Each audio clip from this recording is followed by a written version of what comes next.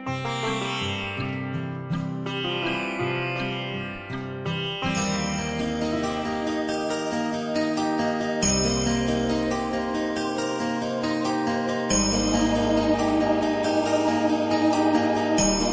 शरणार्थ.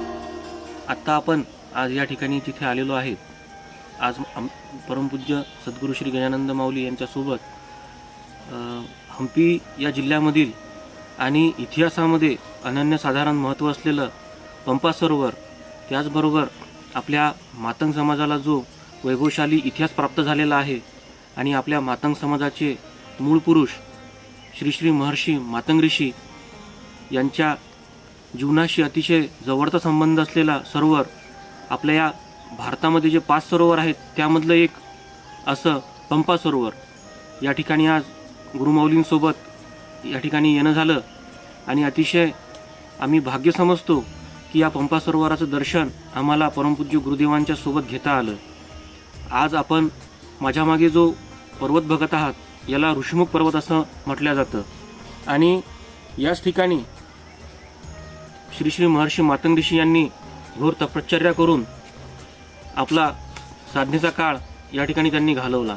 म्हणून मला सांगताना आनंद होतो आहे, तसंच अभिमानसुद्धा वाटतो आहे की अतिशय अशी मोठी परंपरा असलेला आपला मातंग समाज आणि या समाजाचं वैभव आपणसुद्धा नक्कीच या ठिकाणी पाहायला आयुष्यात एकदा तरी आलं पाहिजे आणि आपली संस्कृती, आपल्या समाजाचं जे अनन्यसाधारण महत्त्व इतिहासामध्ये दडून आहे हे आपण याची डोळा बघितलं पाहिजे.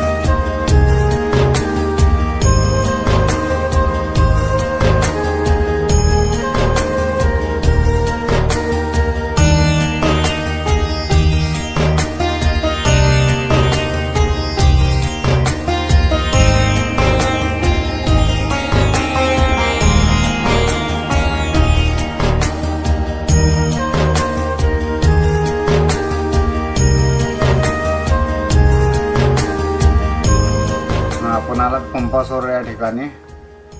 हे पंपा सरोवर जे आहे ब्रह्मनिर्मित सरोवर आहे. या क्षेत्राला किष्किंधा पण म्हणतात. या ठिकाणी शबरी आपले जीवनातले काही वेळ या ठिकाणी तिने घालवली. ती या ठिकाणी राहायची शबरी, आपल्या जटाने सेवा करायची. तिला मतंग ऋषी भेटल्यावर तिला मतंग ऋषी सांगतात तू तुझ्या घरी जा, तुला देव भेटणार आहे. ज्यावेळेस शबरीला राम भेटतात त्यावेळेस शबरी रामांना सांगते की तुम्ही पंपा सरोवर जावा. त्यावेळेस राम या ठिकाणी पोचतात. राम हनुमान भेट होती, इथून सुग्रीवांची भेट होती. हे पावन अशा जागे किष्किंधामध्ये. स्वागत आहे आपलं. जय श्रीराम.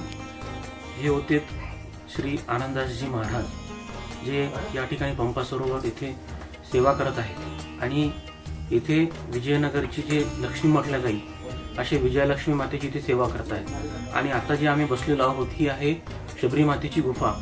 ज्या वेळेला शबरी माता आपलं घरदार सोडून निघाल्या होत्या, त्यांचं जे लग्न ठरलं होतं आणि त्या लग्नाच्या मध्ये त्यांना जे दुःख झालं होतं की या लग्नामुळे अनेको जीवांचे प्राण जाणार आहे, त्याच्यामुळे हे लग्नच नको म्हणून ते आपलं राज्य सोडून, आपलं घरदार सोडून जेव्हा निघाल्या तेव्हा याच गुफेमध्ये त्यांनी शरण घेतलं होतं.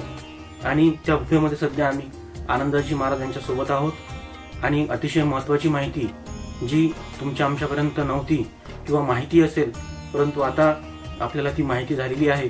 त्यामुळे आनंददासजी महाराजांचा मी धन्यवाद देतो, आभार व्यक्त करतो. जय श्रीराम, जय मातंग ऋषी, जय शबरी माता.